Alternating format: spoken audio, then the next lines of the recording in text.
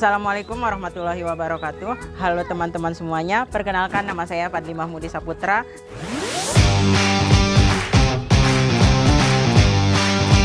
Dengan NIM E1R02310049. Nah, saya di sini dari kelompok 3. Nah, hari ini kami dari kelompok 3 sedang berada di Desa Sade, yaitu desa tradisional suku Sasak yang berada di Lombok Tengah. Dalam video kali ini, kami akan membahas tentang etnogeometri, yaitu penggabungan antara budaya dan konsep geometri untuk memenuhi tugas mata kuliah geometri. Nah, di sini kami akan mengeksplorasi bentuk bangunan dari rumah Desa Sade ini dari sudut pandang geometri. Nah, ikuti kami untuk memahami bagaimana unsur matematika hadir dalam kehidupan sehari-hari masyarakat di sini. Nah, sebelum itu saya akan memperkenalkan teman-teman anggota kelompok saya. Berikut ini adalah anggota kelompok saya. Halo semua, saya Rifka Irhamna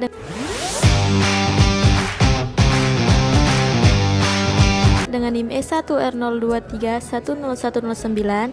Di sini saya akan menjelaskan tentang bagian belakang dan depan atap rumah Sade yang berbentuk segitiga.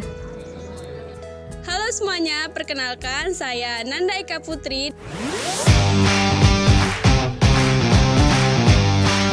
dengan NIM E1R02310074. Di sini saya akan menjelaskan mengenai bentuk pintu dari rumah adat Desa Sade. Halo semuanya, perkenalkan nama saya Yuli Adekantari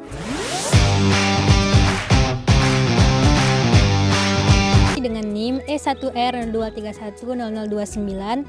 Di sini saya membahas tentang bentuk jendela di rumah adat Sade yang berbentuk persegi. Semuanya, perkenalkan nama saya Rosalinda dengan NIM E1R023100. Di sini saya akan menjelaskan mengenai atap rumah di Desa Sade yang berbentuk trapesium. Halo teman-teman semuanya, jadi Desa Sade adalah desa tradisional suku Sasak yang berada di Lombok Tengah yang memiliki berbagai bentuk rumah yang unik. Nah, rumah-rumah di sini dibangun dengan bahan-bahan alami seperti alang-alang, bambu, dan kayu. Tradisi membangun rumah di sini telah diwariskan secara turun-temurun selama ratusan tahun. Salah satu hal yang menarik dari bentuk-bentuk rumah di sini adalah rumah-rumah di sini mencerminkan bentuk-bentuk geometri seperti trapesium, segitiga, persegi panjang, dan persegi. Selanjutnya akan dijelaskan secara detail. Selamat menyaksikan.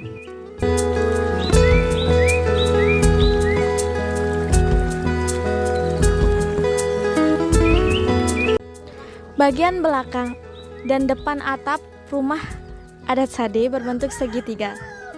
Nah, segitiga memiliki 3 sudut. Nah, jumlah 3 sudutnya itu selalu 180 derajat. Atap-atap pada rumah adat Sade ini tidak memiliki ukuran yang sama. Oleh karena itu, kita membutuhkan sebuah teorema segitiga, di mana yaitu teorema segitiga yang kongruen dan teorema segitiga yang sebangun. Saya akan membahas tentang teorema segitiga yang sebangun dan kongruen. Segitiga dikatakan sebangun apabila ketiga sudutnya memiliki besar yang sama dan segitiga itu merupakan segitiga yang sejenis. Segitiga dikatakan kongruen apabila segitiga tersebut merupakan segitiga yang sejenis. Adapun segitiga kongruen memiliki beberapa teorema sehingga segitiga tersebut dikatakan kongruen, yaitu 1. Semua sisinya memiliki panjang yang sama. Kedua, teorema sisi sudut sisi. Ketiga, teorema sisi sudut sudut. Jika segitiga tersebut memenuhi salah satu teorema dari teorema-teorema yang telah saya sebutkan, maka segitiga tersebut disebut kongruen.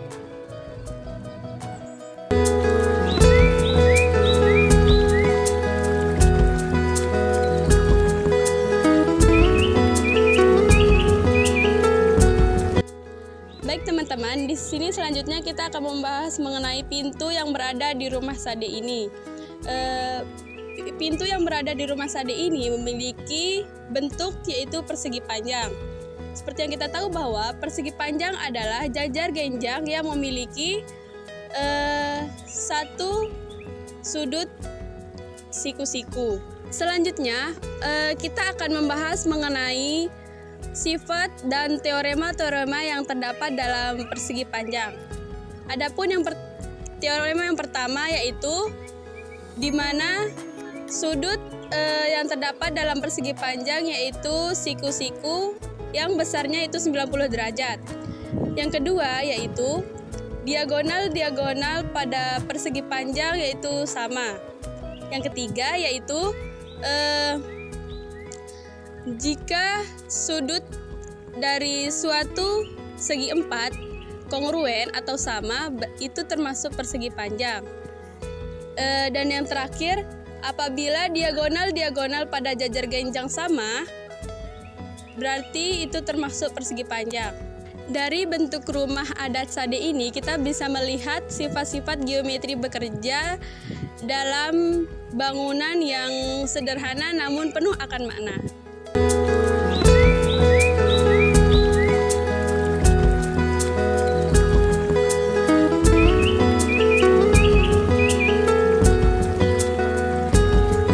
Baik teman-teman, sekarang kita akan membahas bentuk jendela di rumah adat di Desa Sade yang berbentuk persegi. Persegi adalah persegi panjang yang memiliki panjang yang sama atau kongruen dan juga memiliki sisi yang sama.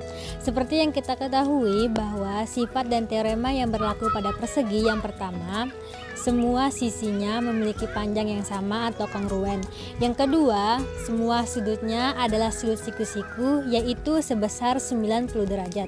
Yang ketiga, diagonal-diagonalnya memiliki panjang yang sama dan saling tegak lurus.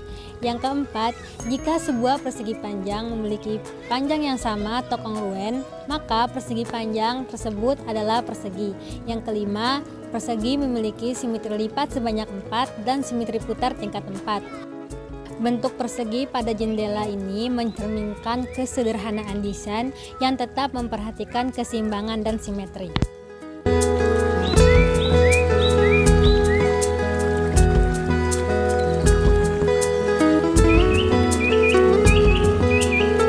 Jika kita perhatikan dari sisi kiri ataupun sisi kanan atap di rumah tradisional di Desa Sade ini memiliki bentuk trapesium. Nah, trapesium adalah segi empat yang memiliki sepasang sisi yang sejajar.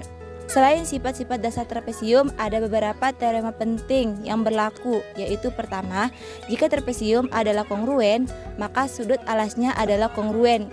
Kedua, jika sudut alasnya kongruen, maka trapesium tersebut adalah trapesium sama kaki. Ketiga, jika trapesium tersebut sama kaki, maka diagonal-diagonalnya adalah kongruen.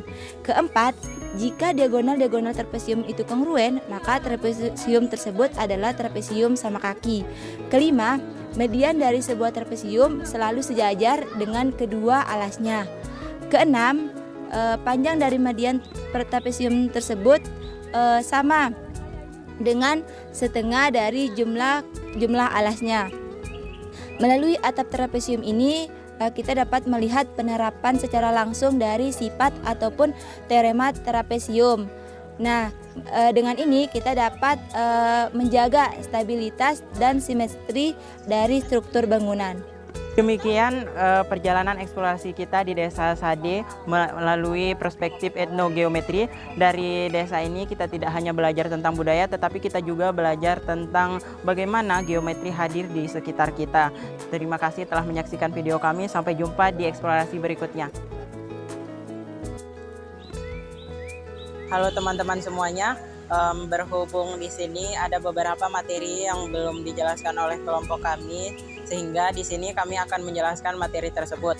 Nah, di sini saya akan menjelaskan tentang jajar genjang, di mana definisi dari jajar genjang tersebut yaitu suatu segi empat merupakan jajar genjang jika dan hanya jika kedua pasang sisi yang berhadapan atau berseberangan sejajar.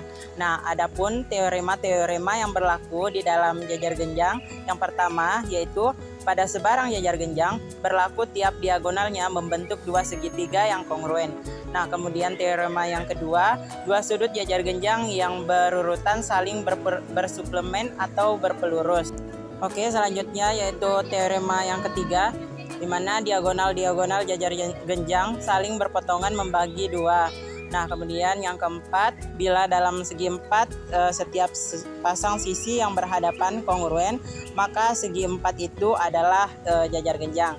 Kemudian yang kelima, jika sepasang sisi yang berlawanan dari suatu segi empat kongruen dan sejajar, maka segi empat tersebut adalah jajar genjang.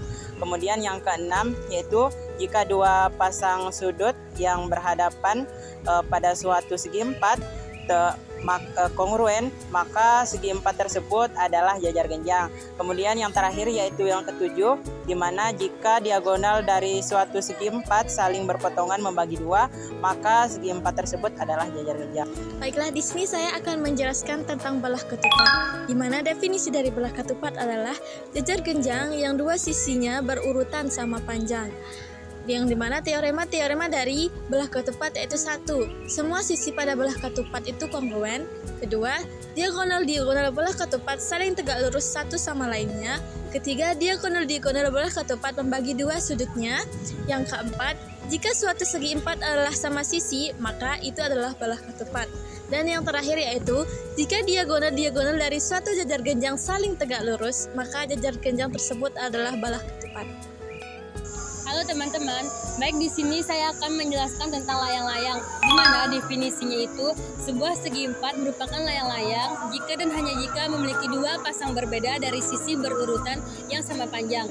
Di mana teorema yang berlaku pada layang-layang, yang pertama, garis yang memuat ujung dari layang-layang merupakan sumbu simetri layang-layang tersebut.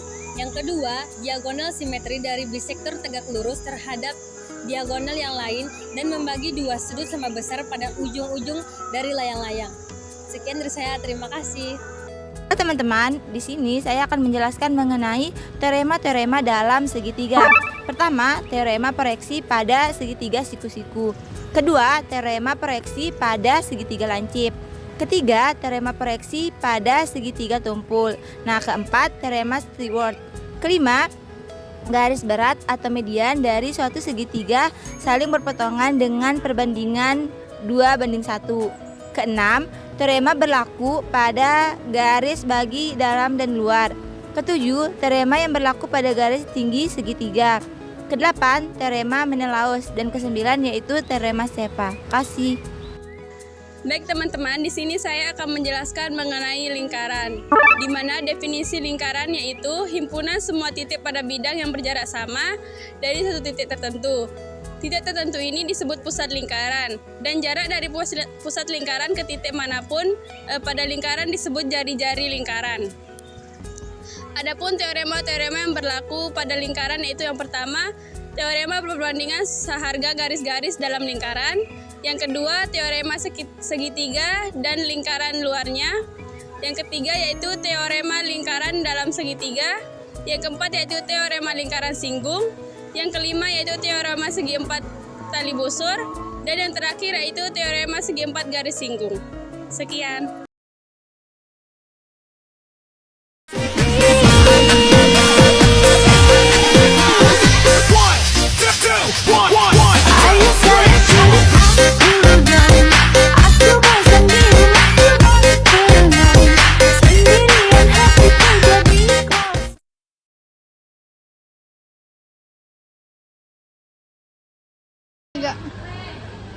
Udah? Udah, Ke? Udah. Oke, selanjutnya yaitu teorema yang ketiga. Yang pindah circle itu aja.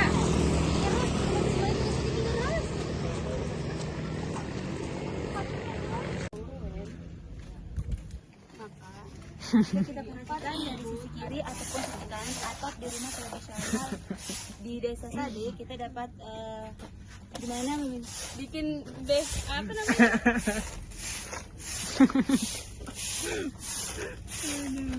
Capek. Terima. sini coba. Mana? Turun ke atas.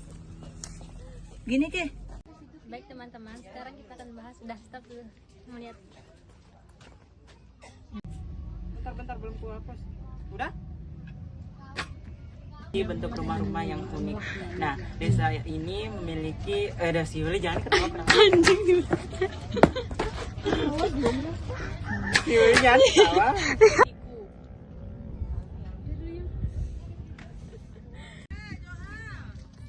Halo semua. Halo semuanya, perkenalkan saya Nanda Eka Putih lagi. Aku deh dulu. Sonang namanya kalau dalam bahasa Sasak. Zuhur ya, sama maghrib tengah matahari. Bisa sama asar berada di pertengahan ya, tidak. Iya. Dan ada juga memang yang bilang waktu Teli ini adalah campuran antara Islam dan Indonesia. Sudah sholat semua. Cuman tradisi masih ada. Bentuk kesederhanaan pada bentuk jendela pas di situ persegi.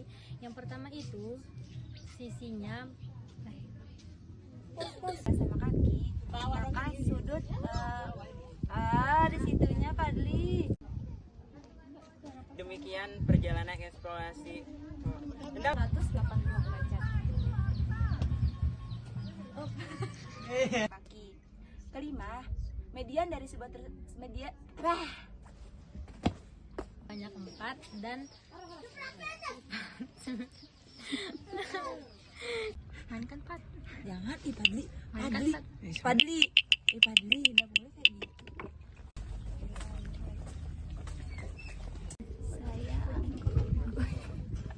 Tapi Ibu Menteri sekarang apa ini ya sama mudanya sama Pak Sandiaga Uno ya?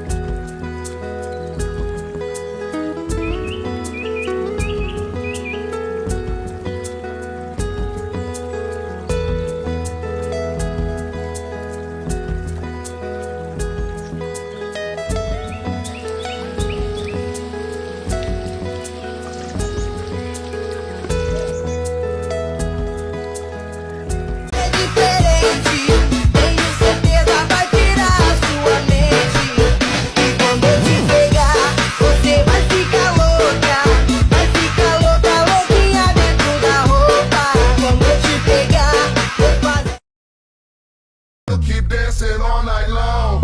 You shake that out, just two step. I love the way you move.